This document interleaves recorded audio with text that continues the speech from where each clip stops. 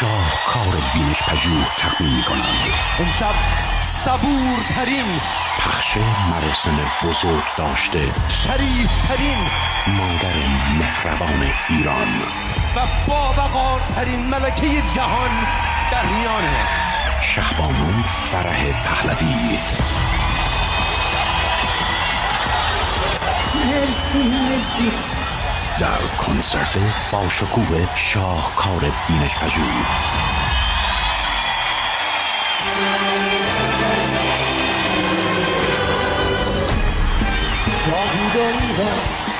همراه با گفتگوی صمیمانه شاهکار بینش پژوه با شهبانو در پاریس. برای دیدن مراسم تجلیل از شهبانو فرح پهلوی به کانال یوتیوب شاهکار بینش پژوه مراجعه کنید.